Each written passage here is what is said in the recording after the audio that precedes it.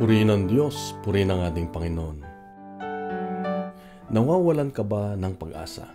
Na sa tingin mo yung inaasam mo, yung pangarap mo ay nalibing na sa limot? Malala ko nung isang buwan, ang aming kapitbahay dito ay namatay habang sila ay namamasyal sa Australia.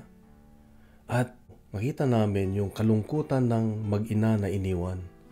May malit na 2 bata. At dumagsa ang maraming kaibigan. Natutulog sila sa kanilang bahay, nagdadala ng mga pagkain, at kinakausap sila at sinasamahan sa kanilang kalungkutan. Dito ay makita natin na buhay ang Diyos. Pag may mga taong nakikiisa doon sa kalungkutan, nagbibigay ng pag-asa sa mga taong nalulungkot. Sa Ebanghelyo kasi natin, mababasa natin na si Jesus mismo ang lumapit sa isang balo na ina na kamamatay at inililibing ang kanyang anak na kanyang inaasahan sa kanyang buhay. At nakita ni Jesus ang kalungkutan, yung pagtangis ng isang ina, at naawa siya. Biruin mo, hindi pa ito nananampalataya kay Jesus. Napadaan lang si Jesus at nakita niya ang isang babae na ina na ganun na lamang ang kanyang kalungkutan.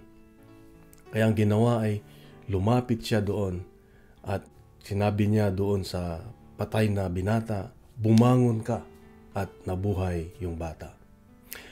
Kapatid, ito ang natutunan ko sa buhay.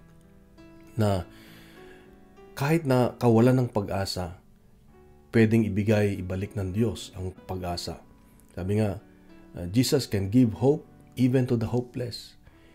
Jesus can give possible things even to those impossible things.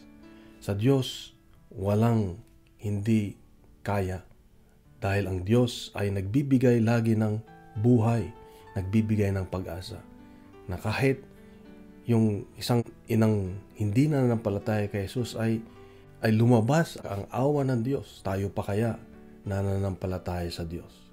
Kaya wag nating kalimutan na kahit na tayo ay nawawalan ng pag-asa, magtiwala tayo sa Diyos. Sabihin natin, Lord, walang imposible sa iyo at makakagawa siya ng paraan. Kaya huwag ka nang malungkot, kapatid, dahil ang Diyos kasama natin lagi. Ang huwag lang mawala, ang Diyos sa puso natin. Hanggat may Diyos sa puso, sa buhay natin, may pag-asa. Ito ang paalala ng Diyos sa akin ngayon, na kung nawawalan ka na ng pag-asa, dulog mo sa Diyos, ilapit mo sa Diyos. Lord, alam ko, nandyan ka lagi at magagawan mo ng paraan ang nawawalan na ng pag-asa sa buhay ko. Ito ang paalala ng Diyos sa akin ngayon, kapatid. Nagustuhan po natin ang ating reflection ngayon ay ibahagi natin sa social media at gawin nating viral ang salita ng Diyos. Isang mapagpalang araw sa iyo at sa mga sa buhay. God bless.